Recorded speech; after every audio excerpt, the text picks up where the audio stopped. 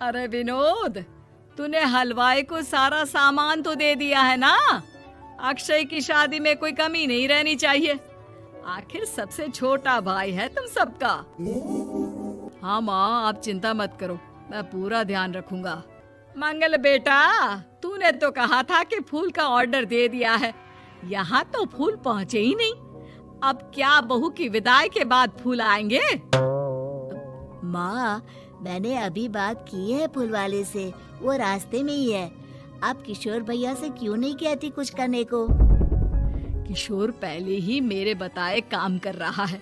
पास के सभी रिश्तेदारों और मोहल्ले वालों को कार्ड वही तो देकर कर आया था। रिसेप्शन के लिए हॉल भी उसी ने बुक किया था। टेंट कुर्सी वालों को भी तो वही देख रहा है। पर कई मोहल्ले वाले तो हमारे भरे पूरे परिवार से जलते भी हैं। उन्हें बुलाने की क्या जरूरत थी? बेटा, शादी ब्याह में तो बुलाना ही पड़ता है, नहीं तो लोग क्या कहेंगे। दादी दादी देखो ना, हलवाई अंकल हमें लड्डू नहीं दे रहे, आप इनको डांटो ना। अरे चैन सुख दे देना बच्चों को लड्डू, क्यों तंग कर रहा है इन्हें? बीबी जी, मैं कहाँ मना कर रहा हूँ, लेकिन लड्डू बनते ही ये बच्चे उठा उठा कर खा लेते हैं। अरे मैं तो इन्हें थाल में रख के परोस भी नहीं पा रहा। भागो, अब कोल्ड ड्रिंक पीने चलते हैं। भागो भागो, अब कोल्ड ड्रिंक पीने चलते हैं। जैसे कि आप देख रहे हैं, आज इस घर के सबसे छोटे बेटे अक्षय की शादी है। घर में बहुत चहल पहल है। कुलभूषण की बीवी कमला को फुर्सत ही नहीं है कामों से, लेकिन कुलभूषण और घर के बाकी लोग कहाँ हैं? आइए देखते हैं। अजी, आप यहाँ आराम से बैठकर गाने सुन रहे हो और घर में अभी तक इतने काम बचे हैं करने को। अरे भाई, मेरे सबसे छोटे बेटे की शादी है, इसके बाद तो मैं अब चिंता मुक्त हो ही जाऊंगा। और फिर घर में तुम हो, बेटे बहुएं हैं, तुम लोगों के होते हुए मैं क्यों काम करूं? मैं तो शान से बेटे की शादी में जाऊंगा तैयार होकर। अरे ठीक है, अब आप आराम ही कीजिए। एक बार अभिषेक की बीवी आ जाए, फिर मैं भी आराम करूंगी और मेरी चारों बहुएं पूरे घर की जिम्मेदारियां संभाल लेगी। इतना कहकर कमला वापस अपने काम में लग जाती है। बेटा भी, तू अब तक तैयार नहीं हुआ?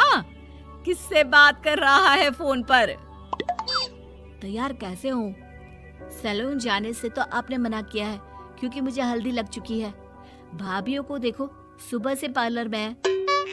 अक्षय की शादी हो जाती है और नंदिता बहू बनकर घर आ जाती है, लेकिन इस घर की खुशियों को मानो किसी की नजर लग गई थी। नंदिता के आने के बाद आए दिन घर की शांति भंग होती रहती। अपने माँ बाप की इकलौती बेटी को इतने बड़े परिवार की जिम्मेदारियां कहाँ संभालनी थी?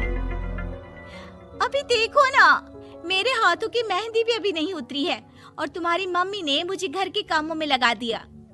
मैंने सोचा था कि घर की सबसे छोटी बहू होने के कारण मुझे सब पलकों पर बिठा के रखेंगे, पर यहाँ तो पलक झपकने की भी फुर्सत नहीं मिलती। देखो नंदू, शादी के पहले ही मेरे घर वालों ने तुम्हें और तुम्हारे पेरेंट्स को बता दिया था कि मैं जॉइंट फैमिली में रहता हूँ, तो फिर अब ये शिकायत क्यों? और फिर तुमसे पहले मेरी भाभी भी तो आई थी शादी करके, उन्होंने तो कभी कुछ नहीं कहा। नंदिता तब तो चुप हो जाती है, लेकिन ऐसा बहुत दिनों तक नहीं चलता। अरे नंदिता, माँ बाबूजी की दवाई का टाइम हो गया है, उन्हें दवाई दे आओ और उसके बाद सबके लिए नाश्ता बना देना। पर भाभी, मैं तो अभी अपना फेवरेट सीरियल देख रही हूँ। प्लीज मेरी जगह आप कर लो ना ये काम। ठीक है, मैं तेरी जगह माँ बाबूजी को दवाई दे आती हूँ और नाश्ता बना लेती हूँ। तू मेरी जगह पूरे घर की डस्टिंग करके 5 बच्चों को स्कूल के लिए तैयार करके भेज देना और दोपहर का खाना बनाने के बाद कपड़े धोकर सुखा देना। उसके बाद हम दोनों मिलकर बाजार जाकर सब्जी ले आएंगे, फिर डिनर की तैयारी कर लेंगे और उसके बाद बस बस भाभी, मैं माँ बाबूजी को दवाई देकर सबके लिए नाश्ता बना देती हूँ। ये भगवान, ये कहाँ लाकर फंसा दिया मुझे। मेरे घर में तो गिनती की 8 रोटियां और 2 सब्जी बनती थी और नाश्ता निपट जाता था। यहाँ तो रोटियों का ढेर और सब्जियां बड़े बड़े पतीलों में बनानी पड़ती है। नाश्ता बनते बनते लंच का टाइम हो जाता है और लंच बनते बनते डिनर का। अभी मुझ में तुम्हारे पूरे परिवार का नखरा उठाने की और ताकत नहीं बची। मैं ऐसे नहीं रह सकती। अरे तो क्या चाहती हो तुम? मुझे अलग रहना है बस। तो ठीक है, हम कल ही शिफ्ट हो जाएंगे किराए के घर में। इतना बड़ा घर होते हुए हम किराए पे क्यों रहेंगे? ना जी ना, घर में ही दीवार खड़ी करो अपने हिस्से के आगे। घर के साथ साथ घर की खुशियों में भी दीवार खींच जाती है। ऐसे ही कई महीने बीत जाते हैं और नंदिता माँ बन जाती है। बच्चे के आने से अभिषेक के कंधों पर खर्चों का बोझ आ पड़ता है।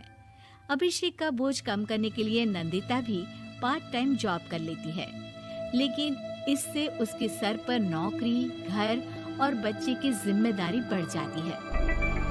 नंदिता, ये क्या है? तुमने घर भी ठीक से साफ नहीं किया, ना ही मेरे कपड़े धुले हैं। चिंटू के बाल भी कटवाने जाना था, देखो उसके बाल कितने बढ़ गए हैं। अरे करती क्या हो पूरा दिन तुम? मैं करती क्या हूँ?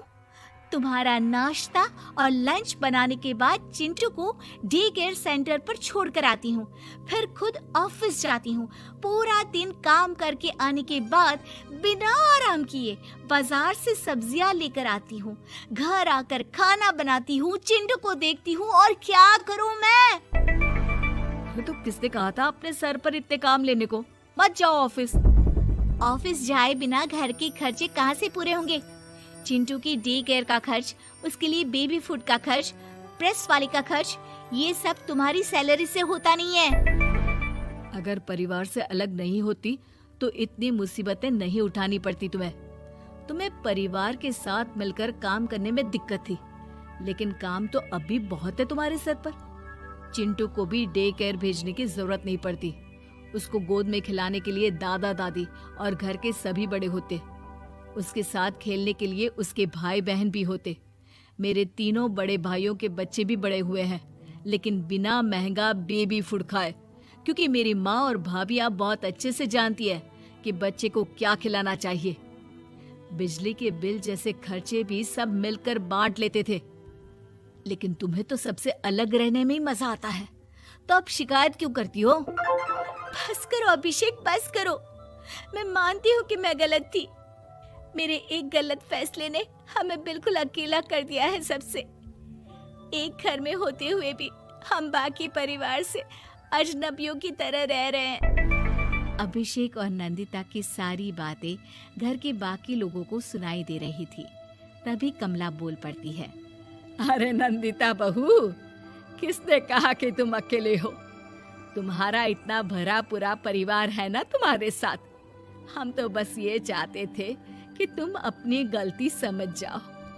अगर हम तुम्हें समझाते तो शायद तुम ना समझती, लेकिन अपनी गलती का एहसास तुम्हें खुद हो गया है, तो अब तुम समझ चुकी हो परिवार में एक साथ रहने का मोल क्या होता है। मम्मी जी, मुझे माफ कर दीजिए, अब ऐसा दोबारा कभी नहीं होगा।